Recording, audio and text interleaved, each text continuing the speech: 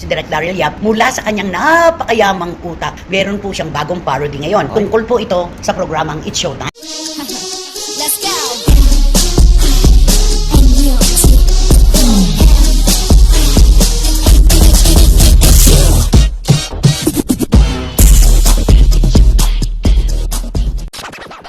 Ito po ay pinag-uusapan ngayon at pinagpipistahan ng buong bayan. Siyempre, alam naman po natin kung gaano kawiti si Direk Daryl Yap. Di ba? And he strikes back. Ay, Di ba? ito yun eh. Opo, marami po tayo naririnig na salitang parody. Ano po ba muna ang parody? Ito po ay isang salita na ang ibig sabihin ay pagpapatawa na mula sa isang panggagaya at ginagawa pong eksahirado ang atake. Yun po yung tama. parody. Ayun, Parang yung ginawa niya nung panahon ng eleksyon kay Senator Amy. Oo. At saka kasama niya si Parisco ba? Ang Kaniban. Di ba? Oh, at saka yung mga sa ibang bansa, yung katulad yung American Got Talent. Ginagawa sa kanila yun. At hindi sila nagagalit. Hindi, Tanggap wala. nila yun. Yun po yung parody. At ngayon nga po, itong si Direk Daryl Yap, mula sa kanyang napakayamang utak, meron po siyang bagong parody ngayon. Tungkol po ito sa programang It's Showtime.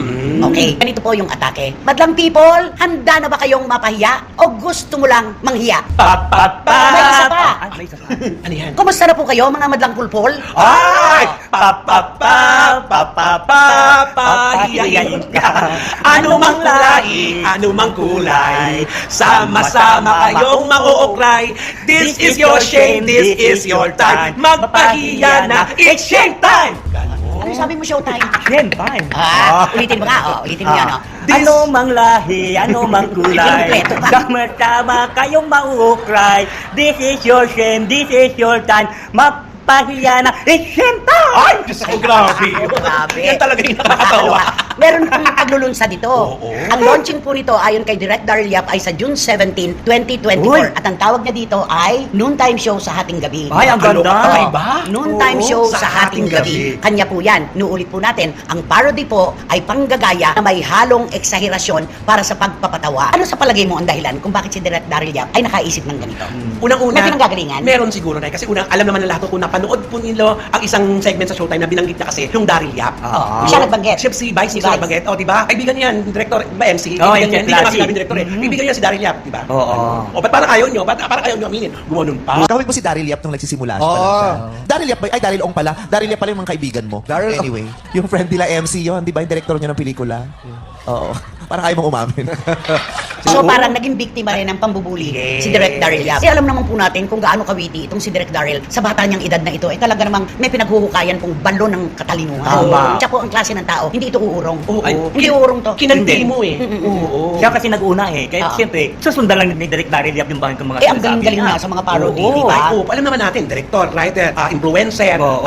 Totoo. content creator, nasa kayo lahat kayo direct. At may baong talento. Totoo. Talagang purong talento. Sabi ko nga, di ba, kapag si Direk Daryl Yap ay sinundot mo ng aspile, nako, pupukpukin ka ng maso. Ay, ito na. Ganon siya katindi. Grabe. Kaya uulitin po namin, ang parody po na ito ay gawa ni Direk Daryl Yap. Paninindigan niya ito at ang launching po ay sa June 17, 2024. Ang ito pong show na ito ay Ang Hating Gabi. Hating Gabi. Noontime Noontime show show sa Hating Gabi. Nakakalimutan. Kaya uulitin natin ang kanyang script nakalagay doon. Kumusta na po kayo mga madlang pulpul? Ayan. Gusto mo bang mapahiya o gusto mo lang mamahiya? Pasok!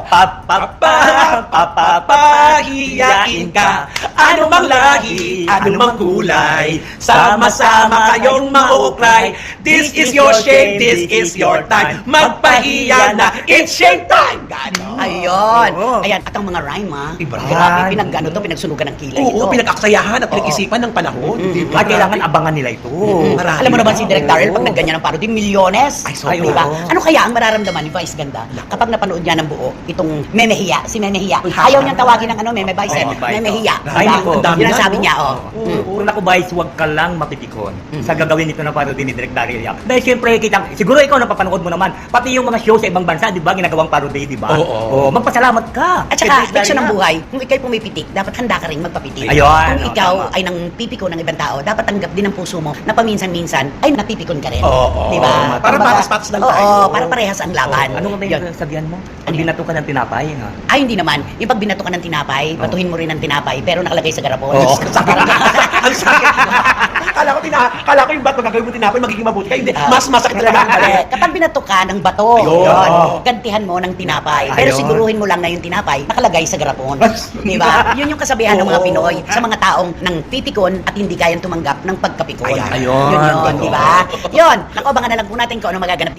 Ayon pa sa official report na inilabas ng bandera sa kanilang official website and quoted, Daryl Yap, hindi ko alam kung anong nakain ni Vice para gumanyan. Marami ang naghihintay na magiging restback ni Vice Ganda sa mga umano'y mga patutsyada sa kanya ni na Juliana Parescova Segovia at Derek Daryl Yap. Wala mang binanggit na pangalan si Juliana sa kanyang Facebook post nitong nagdaang araw ay marami ang nagsabing patama raw niya ito kay Vice Ganda. Ito'y sa gitna ng kinasasangkutang kontrobersya ng phenomenon box office star hinggil sa pinag-usapang segment sa It's Showtime na Especially For You na naging national issue na dahil sa viral beso na eksena ng isang male searcher sa female searchee. Mas tumindi pa ang issue na magsalita ng aktor na si Nico Natividad at birahin si Vice Ganda sa ginawa nitong pamamahiya sa searcher na si Axel, pati na rin sa searchee na si Christine. Umani nga ng batikos si Nico mula sa supporters ni Vice pero may mga nagtanggol din naman sa kanya, kabilang na si Albi Caseño na nagsabing walang masama sa mga naging aksyon ng dating member ng hashtag. Kasunod nga nito ang pagpo-post ni Juliana sa Facebook ng cryptic post na minsan ang tao pag tumataas ang value, bumababa ang value. Sa comment section ng FB post ng comedian ay may nabanggit na pangalan ni Vice at ilan sa mga ito ay binanatan si Juliana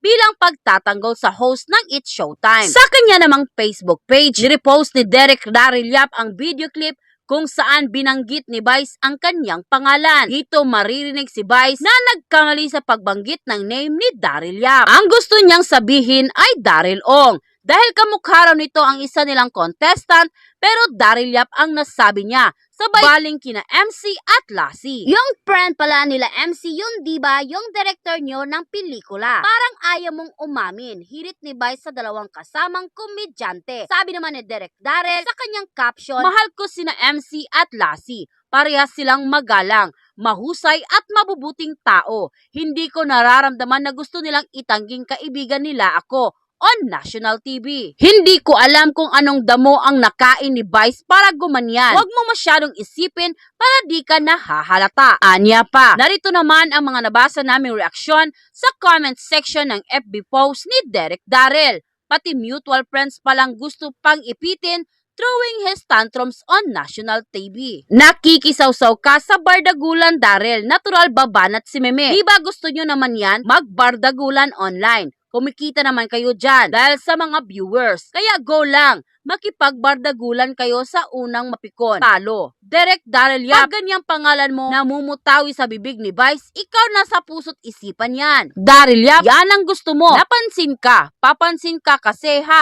Nakatingin din sa lamin. Kasi walang-wala ka sa kalingkingan ni Vice Ganda. Di kayo level. Daryl Yap, may mga ganyang tao. Derek, pakiramdam nakalutang sa lupa ang mga paa. Obvious na obvious, Derek, na nakarating na sa kanya yung post mo. Ingat na ingat siya ngayon, diba? Nice one sa pagpuna. Buti na lang naiintindihan mo, Derek, sina MC at Lassie.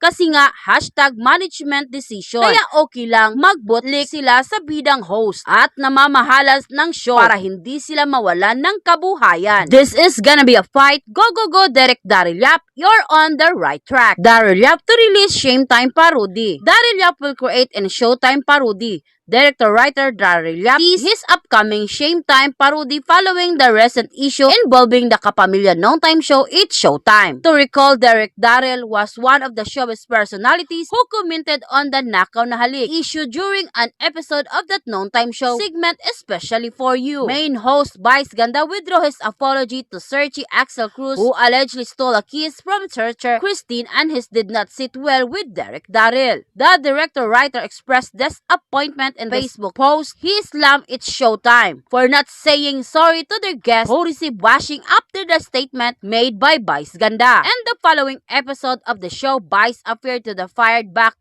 at Daryl Yap. The director-writer even shared a clip of this. Vice laughingly said that the co-host MC and Lassie parang ayaw umamin that Derek Daryl is their friend. Mahal ko sina MC at Lassie. Parehas magalang, mahusay at mabubuting tao. hindi ko nararamdaman na gusto nilang itangging kaibigan nila ako on national TV. The director-writer wrote in the caption of his post, adding that he did not know the reason why Vice did that. In one of his recent posts, Derek Darrell shared a teaser which was first posted on Vice Sentiment's Facebook page. It was about their soon-to-be released parody titled Shame Time. The caption of the post imitated that It's Showtime's tagline. Gusto mo bang mapahiya? O gusto mo lang mamahiya? It's your shame. It's your time. Mamahiya na. It's based on the article and balita. This will be released on June 17. Meanwhile, last April, Vice Ganda was accused of copying Derek Darrell Yap's monologue for his birthday performance on It's Showtime. This was brought up by songwriter and content creator Loleto Go, who compared that Vice did on the Kapamilya show to the video that Derek Darrell shared in 2020. When asked about nangopya issue, Derek Darrell said, wala naman akong monopoly sa spoken word. Pero yung sa akin nga 2020 pa. End quote. At yun na nga mga kachika, kung nagustuhan mo ang hot topic natin for today's video, ay ano pang inaantay mo? Mag-like ka na at i-share mo na din para mas marami pang magkakaalam sa hot topic na ito. Maraming salamat! Let's go!